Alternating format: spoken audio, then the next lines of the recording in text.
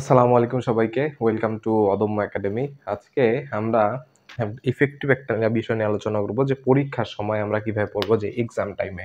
ঠিক আছে? এক্সাম টাইমে আমাদের দেখা যায় অনেক সময় প্রিপারেশন ভালো থাকলেও কিন্তু দেখা যায় যদি আমরা এক্সাম টাইমে যদি প্রপার ইউটিলাইজ না করতে পারি, কারণ সবারই গিয়ে রিভিশন দেওয়ার প্রয়োজন হয়। কি হয়? এই রিভিশন দেওয়ার প্রয়োজন। আমরা যদি এক্সাম টাইমটাকে যদি ঠিকমতো ইউটিলাইজ করতে না পারি, তাহলে কিন্তু দেখা যাচ্ছে যে আমাদের কাঙ্ক্ষিত রেজাল্টটা কিন্তু আসে না। এটার মূল কারণ হচ্ছে এক্সামের ঠিক আগে পড়াশোনা ঠিকঠাক না হওয়া আর এক্সাম টাইমে পড়াশোনা ঠিকঠাক না হওয়া। সো দেখো আমরা আসলে ওই টাইমটাতে আমাদের যতটুকু পড়া হইছে, আমাদের মূল কাজ হচ্ছে ওই পড়াটাকে রিভাইজ করা। আর প্রয়োজনে ছোটখাটো কিছু নতুন কিছু সলভ করা। তো সেটা আমরা কিভাবে করব? আমাদের একটা জিনিস মেন্টালি রাখতে হবে যে যখন আমরা করতেছি, যখন আমরা এক্সাম টাইম যখন চলছে, ধরো আমার আজকে ফিজিক্স পরীক্ষা দিয়ে আসছি, ২ দিন পরে কেমিস্ট্রি পরীক্ষা। তো ওই টাইমটাতে দেখো আমার কিন্তু কখনো মূল বই পড়ার মতো সময় নাই।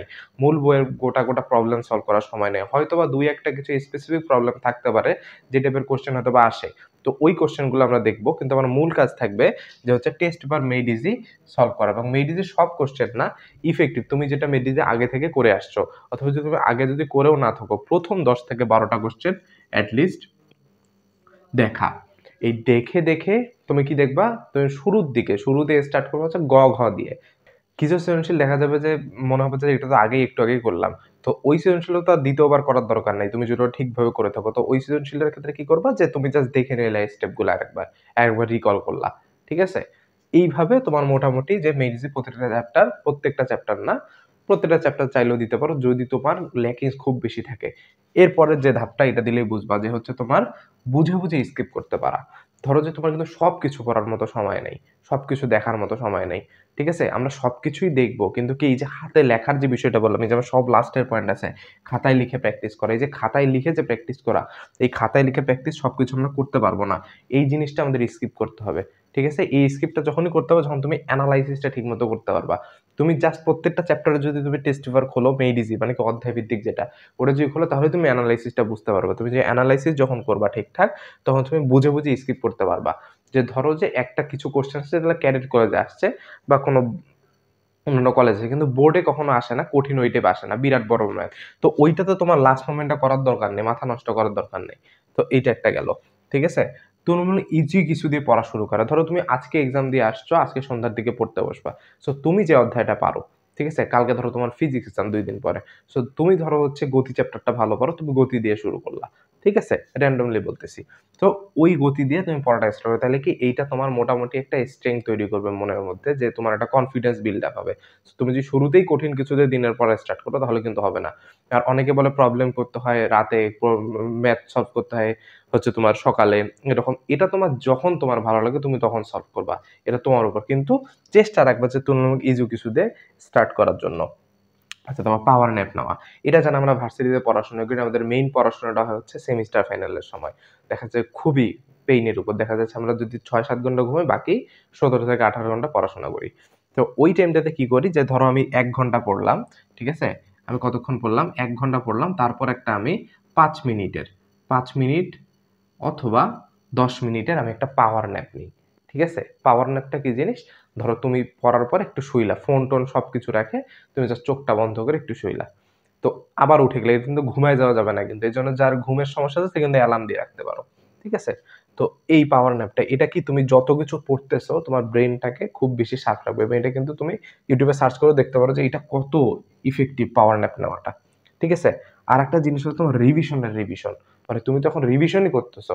আবার যেগুলা দেখতেছো, ওই পুরা জিনিসটা তুমি এট লিস্ট, যে ধরো কালকে আমার পরীক্ষা, আমি আজকে রাত ১২ টায় বসলাম, ১ টার মধ্যে যত কিছু মানে ওই জিনিসগুলার মধ্যে আমার যে জিনিসগুলা আমার হচ্ছে মোটামুটি একটু সমস্যা হইছে, ওই জিনিসগুলো শেষ মুহূর্তে জাস্ট দেখে নেওয়া।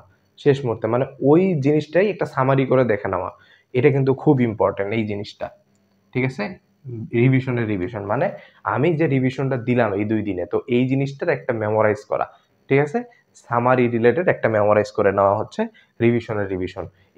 এই স্টেপগুলা মোটামুটি ফলো করে তুমি দেখো। আর খুব গুরুত্বপূর্ণ হচ্ছে বুঝে শুনে স্কিপ করতে পারা। এটা মেইড ইজি পড়লে তুমি বুঝে শুনে মোটামুটি স্কিপ করতে পারবা। ঠিক আছে? আর আমার এক্সাম টাইমে আমার বাসায় বসে বা কোচিংয়ে কোথাও এক্সাম দেওয়ার দরকার নাই। আর তোমার পড়া হয়ে থাকলে অন্য কোথাও ওয়ান শট বা কোনো কিছু ক্লাস করার দরকার নাই। এইটা তোমার সম্পূর্ণ নিজের জন্য সময় রাখতে হবে যে আমি নিজে এই টাইমটায় পড়াশোনা করব। ঠিক আছে? এতদিন অনেক কিছু হইছে। আর এক্সাম টাইমে বারবার বলতেছি ভাই, তোমার যদি সব হয়ে থাকে বা মোটামুটি লেভেল প্রিপারেশন থাকে, এই সময় অন্য ক্লাস বা কোনো কিছু করে এগুলো কিন্তু সময় নষ্ট করার দরকার নেই। ঠিক আছে? তাহলে আমরা কি করব দেখো একবার আমি হচ্ছে রিক্যাপ করি। হচ্ছে টেস্ট পেপারে মেইড ইজি দিয়ে শুরু করব। মোটামুটি ইজি চ্যাপ্টার দিয়ে পড়া শুরু করব। ইজি যেটা আমার টপিক আছে ওটা দিয়ে পড়া শুরু করব।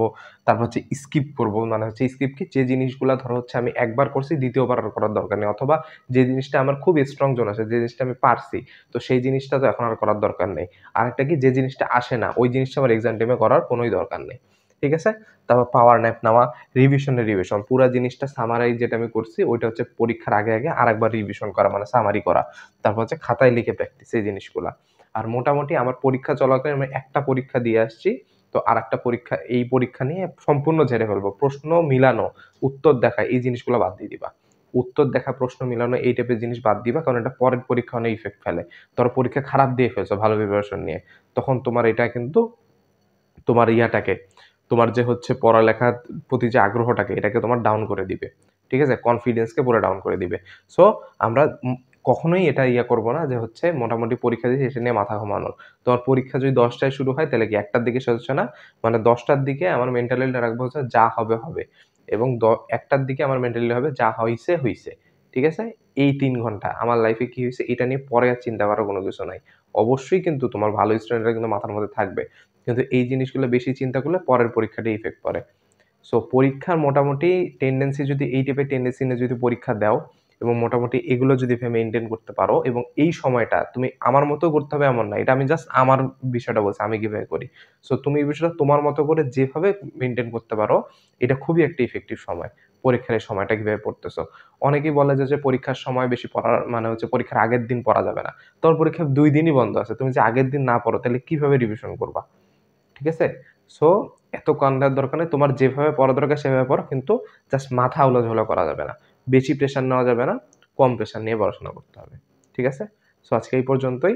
আমাদের চ্যানেলটা যারা সাবস্ক্রাইব করো নাই দ্রুত সাবস্ক্রাইব করে ফেলো। ভিডিওটি পছন্দ হলে লাইক দিতে পারো। ধন্যবাদ সবাইকে।